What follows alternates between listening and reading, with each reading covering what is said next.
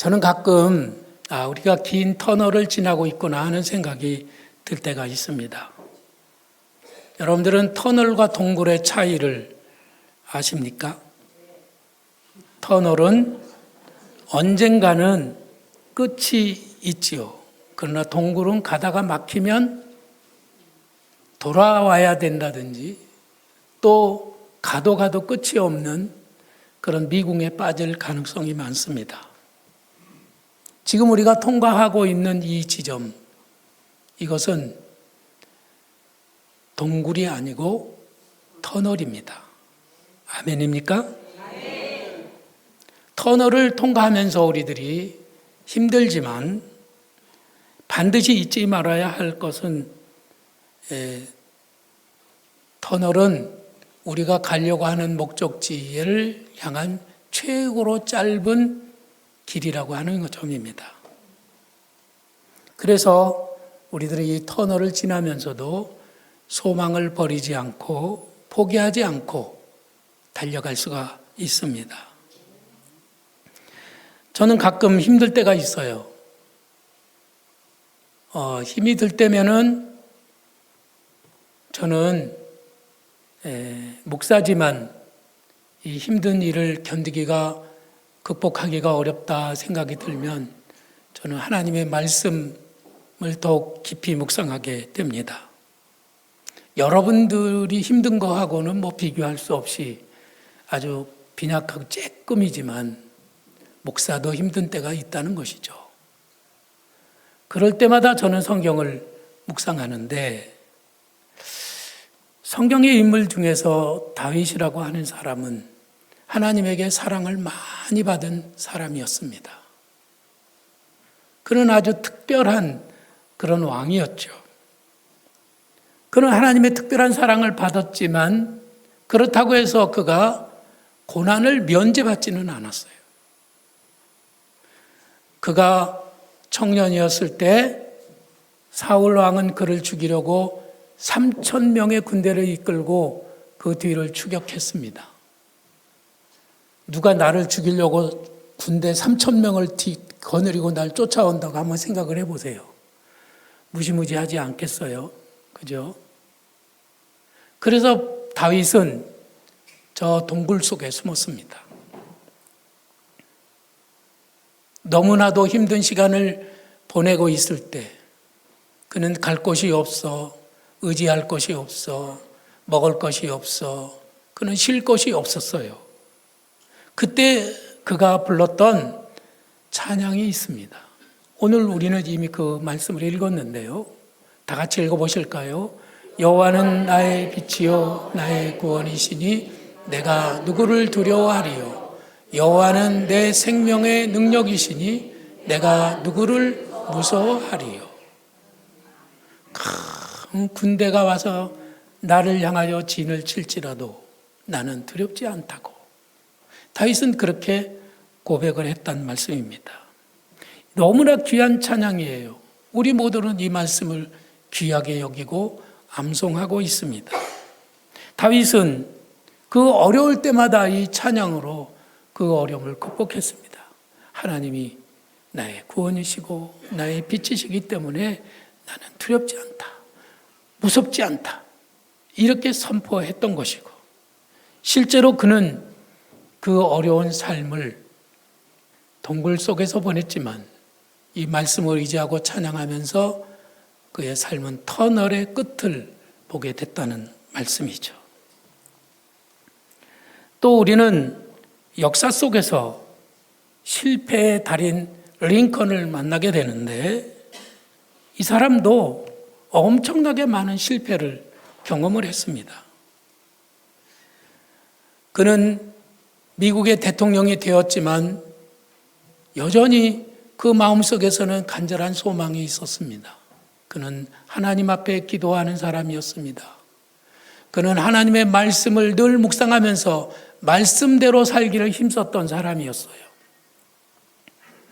그를 사람들은 백악관을 기도실로 만든 대통령이라고 부릅니다.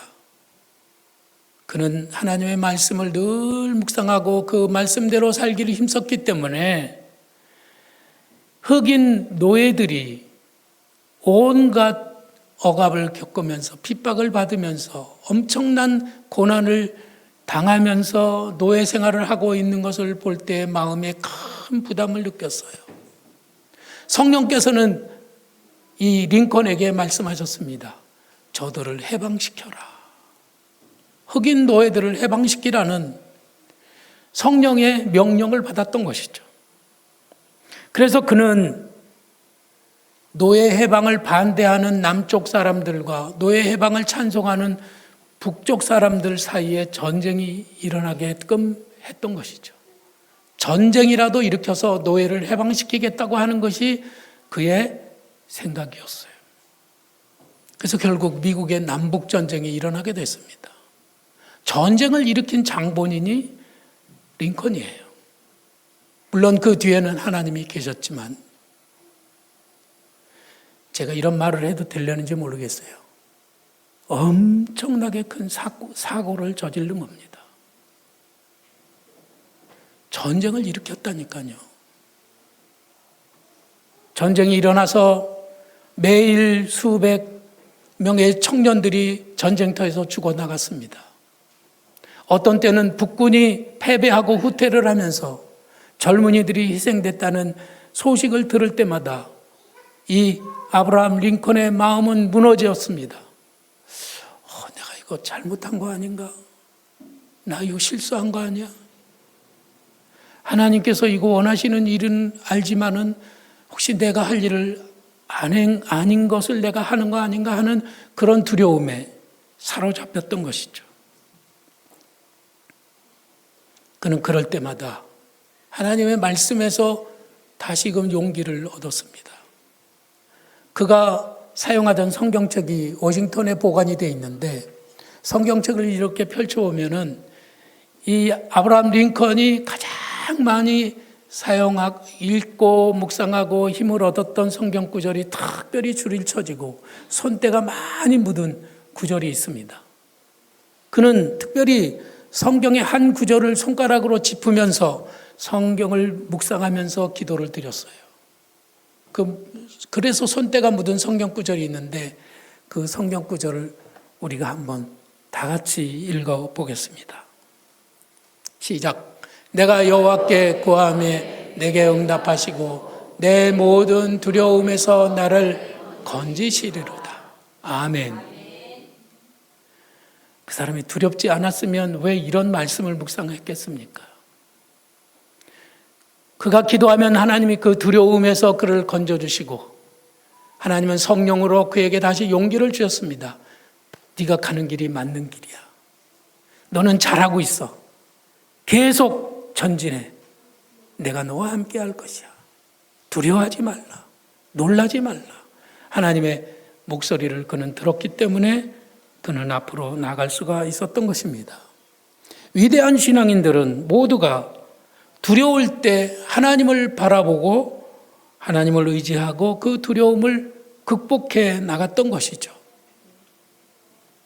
그래서 저는 이런 고난의 공식을 우리들이 만들 수 있다고 생각을 합니다.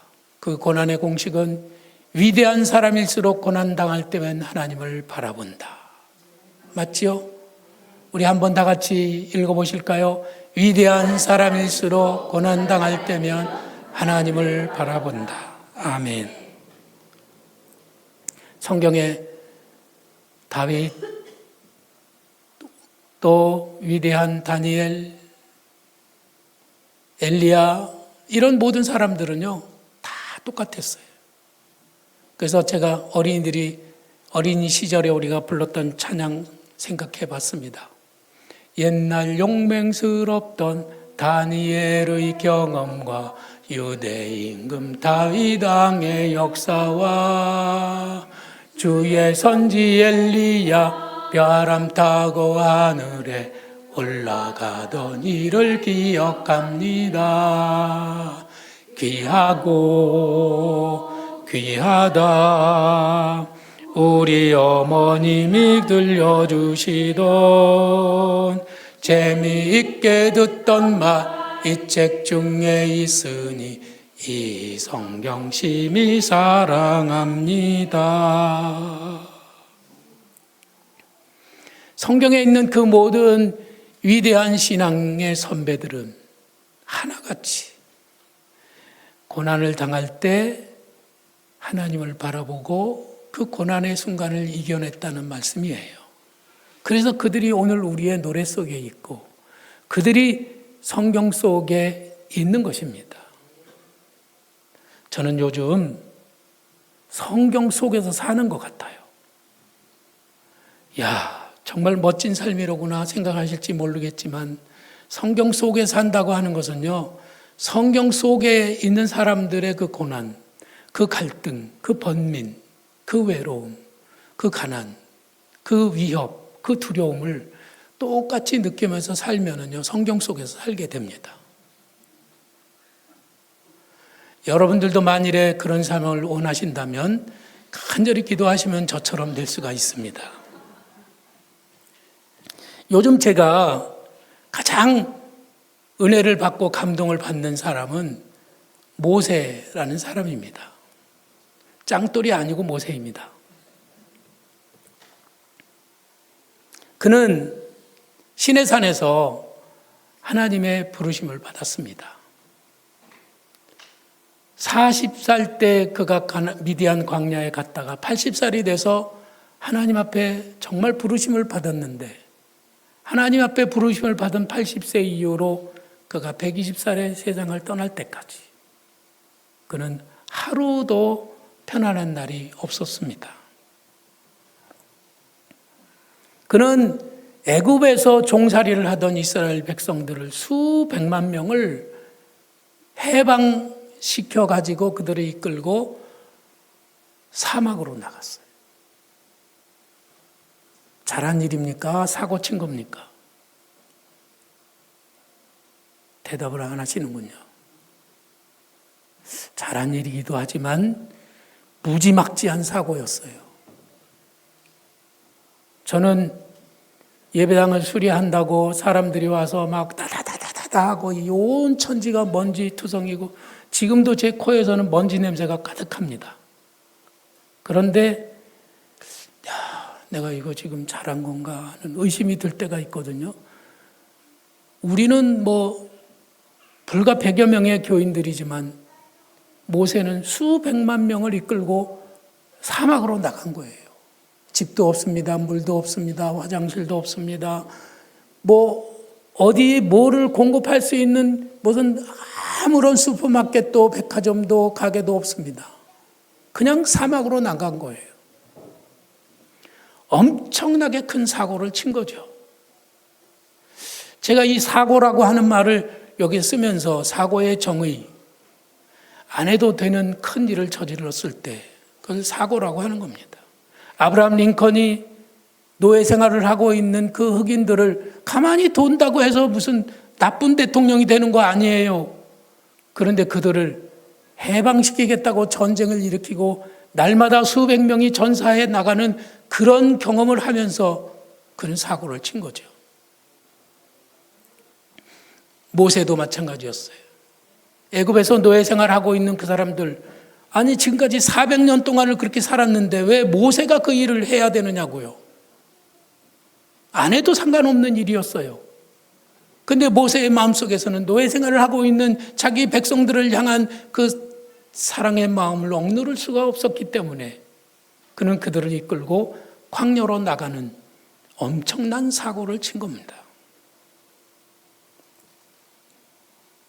지도자를 잘못 만난 이스라엘 백성들은 편안한 노예 생활 저버리고 광야에 나와서 매일같이 원망할 수밖에 없었어요.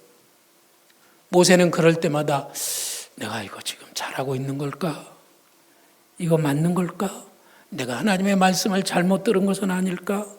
그는 날마다 길을 돌고 돌면서 백성들이 자기를 향해 원망하고 돌로 치려 할 때마다 가나안이 멀어질 때마다 그는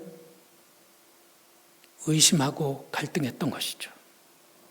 한 번은 이런 일이 있었습니다. 이스라엘 백성들이 홍해바다 앞에 섰을 때였어요. 애굽에서 막 나올 때 그들은 엄청난 기쁨을 가지고 야, 이제 우리는 해방이다, 자유다, 그러고 애굽에서 나왔는데 며칠 지나지 않아서 홍해바다 앞에 진을 치게 된 것이죠. 그런데 소식을 들으니 뒤에서 애굽의 바로 왕이 600대의 전차를 몰고 이스라엘 백성들을 뒤쫓아오고 있었다는 말이죠. 앞에는 홍해바다요, 뒤에는 애굽의 군대요. 이것을 바로 진퇴양난이라고 하는 것입니다. 앞으로 갈 수도 없고 뒤로도 갈 수가 없습니다. 그때 이스라엘 백성들은 원망하죠. 원망. 모세 따라왔다가 우리는 망하겠구나. 이대로 가다간 우리는 다 죽게 생겼어. 왜 우리가 여기까지 나와서 죽어야 되는 거야? 그러면서 그들은 원망을 했던 것이죠. 자, 원망하는 말을 보겠습니다. 그들이 또 모세에게 이르되 애굽에 매장지가 없어서 우리를 당신이 이끌어내어 이 광야에서 죽게 하느냐? 어찌하여 당신이 우리를 애굽에서 이끌어내어 우리에게 이같이 하느냐? 이것이 이스라엘 백성들의 원망이었어요. 광야에서 죽느니 차라리 종살이 하는 게 낫겠다고 생각을 했던 것이죠. 그래서 저는 모세만 생각하면은 막 힘이 생겨요. 왜냐하면 모세는 40년을 광야에서 헤맸잖아요. 근데 저는 10년밖에 안 되잖아요. 근데 모세는 또 이스라엘 백성들이 모세를 향해서 돌로 막 던져서 죽이려고 그러잖아요. 근데 저는 여기 계신 여러분들, 그래도 저를 하나님의 종으로 생각하고 하나님의 말씀과 더불어 저의 말씀을 듣고 불평 없이 여기까지 오셨잖아요. 저는 그에 비하면 훨씬 낫기 때문에 모세만 생각하면 막 힘이 팍팍 납니다. 할렐루야. 홍해바다가 앞에 가로막혔고 뒤에는 애굽의 군대가 공격해 오고 있습니다. 그때 모세는 하나님께로부터 힘을 얻어서 백성들에게 선포를 합니다. 모세가 백성에게 이르되 너희는 두려워하지 말고 가만히 서서 여호와께서 오늘 너희를 위하여 행하시는 구원을 보라. 너희가 오늘 본 애굽 사람을 영원히 다시 보지 아니하리라. 그러고 홍해바다가 갈라졌습니다. 할렐루야. 그리고 홍해를 육지같이 건넜죠. 그 후에 모든 이스라엘 백성들은, 그리고 오늘날 그리스도인에게까지 그때 3,400년 전 이스라엘 백성들이 홍해바다를 건넜던 그 사건을 우리는 기억합니다. 그때 그 말씀들이 오늘 우리에게 힘이 됩니다. 그때 이스라엘 백성들은 그 경험을 간증으로 삼고 그 경험을 자기 후손들에게 유산으로 물려준 거예요. 저는 교회를 건축하면서 두 번째 기도 제목이 세 번째지요. 우리 후손들에게 믿음의 유산을 남기게 해주세요. 근데 믿음의 유산은 건물이 아니에요. 여러분도 아시겠죠? 하나님이 우리에게 행하시는 그 기적을 우리들이 간증으로 후손들에게 남겨줄 때 그것이 믿음의 유산이 되는 것입니다. 이야, 우리가 예배당을 건축할 때 그때 우리는 아무것도 그 길이 꽉 막혀 있었어. 앞에는 홍해바다요, 뒤에는 애굽의 군대가 쳐들어올 때 진퇴양난의 지경이었는데 하나님이 길을 열어주신 거예요. 아마 모세는 하나님이 어떻게 하실지 몰랐을 거예요. 하나님이 백성들을 뚝 떠다가 바다 건너편에 옮겨다 놓으실지 아니면 큰 배를 만들어서 그들을 태워서 건너가게 하실지 어떻게 하실지 모세는 도무지 아이디어가 없었어요. 그런데 하나님은 홍해바다를 쫙 갈라서 그들을 건너가게 하셨던 것이죠. 하나님, 우리에게도 기적이 필요합니다. 저는 오늘 새벽에도 하나님 앞에 그렇게 기도했습니다. 모세가 백성들 앞에서 이렇게 너희는 가만히 있어. 오늘날 하나님이 여호와가 하나님이심을 너희가 알지어다 하시는 그 말씀을 선포함으로 하나님의 기적을 보게 했던 것처럼 저도 하나님의 말씀을 선포하고 하나님의 놀라우신 기적이 이루어지는 것을 보기를 원합니다. 그래서 우리도 이 기적을 자랑으로 삼고 간증으로 삼고 우리 후손들에게 믿음의 유산으로 남겨줄 수 있기를 원합니다. 저도 하나님을 믿고 하나님을 의지하고 사고를 친 목사 중에 한 사람이잖아요.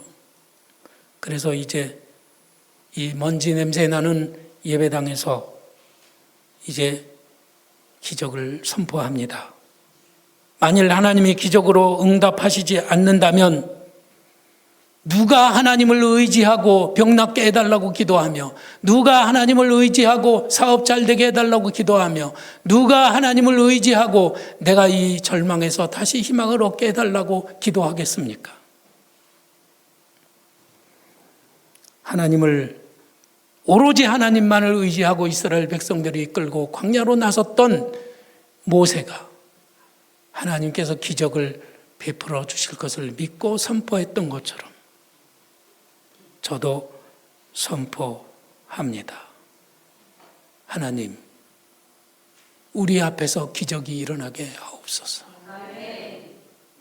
성도 여러분은 가만히 있어서 이제 구원을 행하시는 하나님을 바라보는 성도들이 되기를 바랍니다. 역사상 최고의 사고 뭉치는 바로 마틴 루터입니다.